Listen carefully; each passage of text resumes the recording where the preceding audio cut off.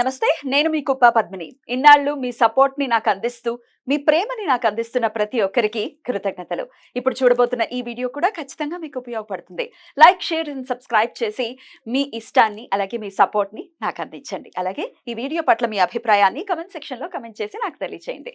నమస్తే, welcome to our channel. నేను పద్మిని. ప్రస్తుతం మనతో పాటు వేదిక్ ఆస్ట్రాలజర్ అవినాష్ దాస్ ఉన్నారు. మాట్లాడదాం. అవినాష్ గారు నమస్తే అండి. నమస్తే అండి. ఓం నమో వెంకటేశాయ, ఓం నమ శివాయ. అవినాష్ గారు, మళ్ళీ బోర్డు మీద మీరు ఈసారి వాస్తు సబ్జెక్ట్ కూడా టచ్ ఉందా మీకు? అవునండి, వాస్తు సబ్జెక్ట్ కూడా ఐడియా ఉంది. కానీ వాస్తు అనేది, నేను వాస్తు గురించి ముందు మన అసలు ఇల్లు గురించి మాట్లాడదాం అనుకుంటున్నా. తప్పకుండా మాట్లాడదాం. అంతకన్నా ముందు మీరు చెప్పేటటువంటి సబ్జెక్ట్స్, యూ టేక్ ఆస్ట్రాలజీ కదా? ఆస్ట్రాలజీ చూస్తారు, న్యూమరాలజీ ఆబ్వియస్ గా మీరు చూస్తారు, అండ్ క్రిస్టల్స్ గురించి చెప్తూ ఉంటారు, అండ్ ఇట్లా ఇప్పుడు వాస్తు గురించి కూడా I just came to know that vastu కూడా చూస్తారు. మీరు ఇంత ప్యాషనేట్ గా ఎలా ఉన్నారు మీరు ఈ సబ్జెక్ట్ మీద? మా నాన్నగారు వాస్తులో నాకు తెలిసి అతనికి దాటి ఎవరు రాలేరండి. మా నాన్నగారు అంత బాగా చెప్తారు, వాస్తు చాలా బాగా చెప్తారు. మా నాన్నగారి వాళ్ళ నాన్నగారు కూడా సేమ్ ఇదే ఆస్ట్రాలజీ, న్యూమరాలజీ, హెరిడేటరీ. నేనేం నేర్చుకోలే, వచ్చింది అంతే, దానికది వచ్చింది. డెఫినెట్లీ బ్లడ్ లో ఉంది. Right, beautiful. అయితే వంశపార్యపర్యంగా లేకపోతే మీ బ్రాటప్ లో మీరు చూస్తున్నారు చిన్నప్పటి నుంచి ఎట్లా డీల్ చేస్తారు వాస్తు ఇష్యూస్. వాస్తు అనేది డెఫినెట్ గా నేను అంటే కరెక్ట్ గానే అడిగాను ఈ ప్రశ్న, ఎందుకంటే లేకపోతే నాకు అంత డెప్త్ గా నేను వెళ్ళి అడగలేనేమో. ఎందుకంటే బ్రాటప్ చిన్నప్పటి నుంచి చూస్తున్నారు కాబట్టి వాస్తు అనేది డెఫినెట్ గా చాలా ప్రామినెంట్ రోల్ ని ప్లే చేస్తుంది ఎవరి జన్మ ఎవరి జీవితంలోనైనా. ఎందుకంటే అక్కడ ఉంటాము, సరైన ప్రదేశంలో ఉండటం అనేది చాలా చాలా ఇంపార్టెంట్. కాబట్టి సో మీరు తీసుకున్న subject north east, that means ఈశాన్యం. డెఫినెట్లీ ఈశాన్యం చాలా చాలా పవిత్రంగా ఉండాల్సినటువంటి ప్రదేశం అనేది అందరికీ తెలిసినటువంటి విషయమే. మరి మీరేం చెప్తున్నారు?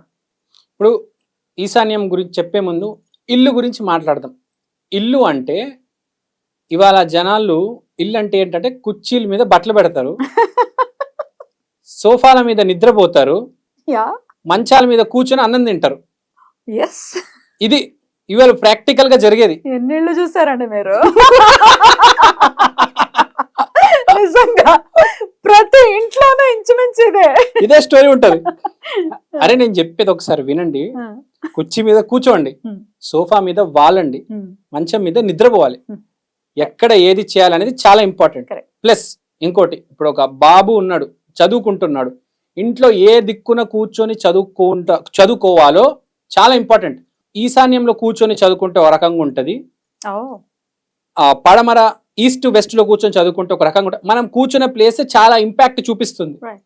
సో ఇక్కడ పాయింట్ ఏంటంటే, ఇప్పుడు ఇస్త్రీ ఎక్కడ పెట్టాలి, ఫ్రిడ్జ్ ఎక్కడ పెట్టాలి, అవన్నీ నేను చెప్తాను తర్వాత.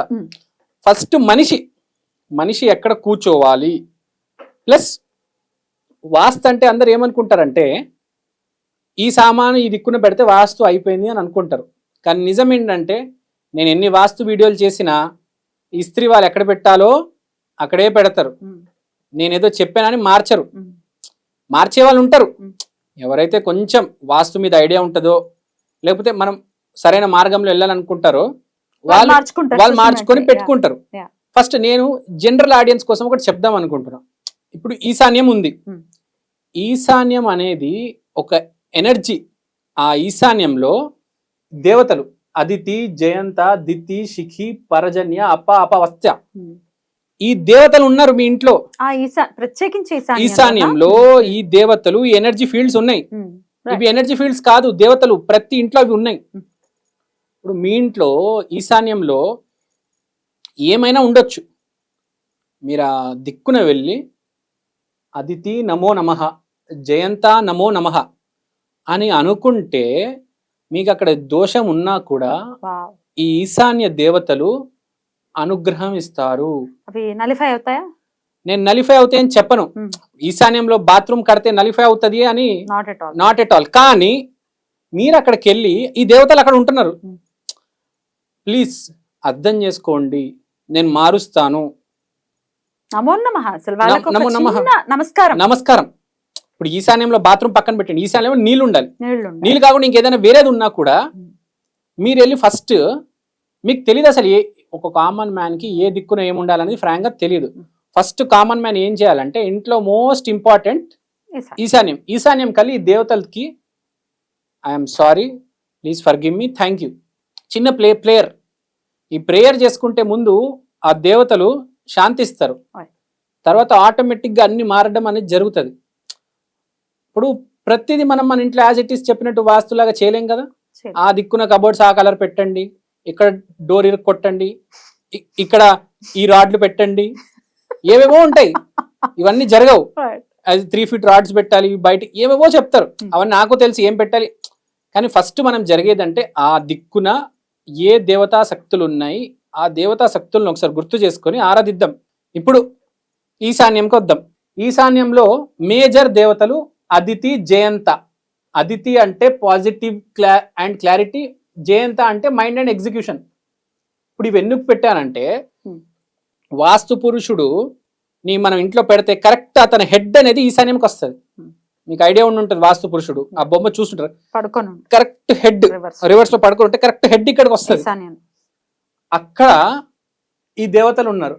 అదితి పాజిటివ్ అండ్ క్లారిటీ ఇస్తారు, జయంత మైండ్ అండ్ ఎగ్జిక్యూషన్ ఇస్తారు.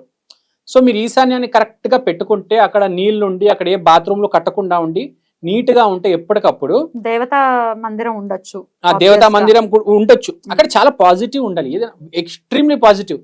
అక్కడ బాత్రూమ్ లాంటి నెగిటివ్ అస్సలు ఉండకూడదు, ఎట్టి పరిస్థితిలో ఉండకూడదు. చాలా మంది అక్కడ సోఫాలు వేసుకుని కూర్చుని అస్సలు చేయకూడదు, చెప్పులు ఉండొచ్చు. ఎందుకంటే ఒకవేళ ఎంట్రన్స్ ఈశాన్యంలో ఎంట్రన్స్ పెట్టేసుకున్నారు అనుకోండి, బయట చెప్పులు వేసేస్తారు. సో ఆబ్వియస్ గా అక్కడ చెప్పులు ఉంటాయి, దుమ్ము ధూళి రకరకాల పిచ్చి చెత్త చెదారం అంతా వస్తుంది. అప్పుడు ఏమవుతుంది, ఈ మైండ్ లో చెత్త చెదారం వస్తుంది, పనులు ఎగ్జిక్యూట్ రాంగ్ ఎగ్జిక్యూట్ అవుతాయి, థాట్స్ కూడా పిచ్చి థాట్స్, పిచ్చి క్లారిటీ, నెగటివ్ అండ్ క్లారిటీ పోవడం. సో ఇది మాత్రం చాలా పాజిటివ్ ఉండాలి. శిఖి కూడా ఉన్నారు, శిఖి రాముల శిఖి వేసేటారు, మీకు ఐడియా ఉందా? ఎందుకు వేస్తారు? దేవతామూర్తి శ్రీరామచంద్రుడు కూడా శిఖి ఉండేది. ఎందుకంటే ఫర్ ద ఐడియా, జీవితం అనేది ఒక ఐడియా ఉంటేనే మనిషి ఎంత దూరమైనా పోగలుగుతాడు. శిఖ అనేది కంపల్సరీ వేసేవాళ్ళు మగవాడికి. కాబట్టి మీరు ఈ రోజుల్లో చాలా మంది ఇయ్యరు, కానీ ఏకపోయినా మీరు ఈశాన్యంకి వెళ్ళి ఫస్ట్ శిఖికి దండం పెట్టుకోండి.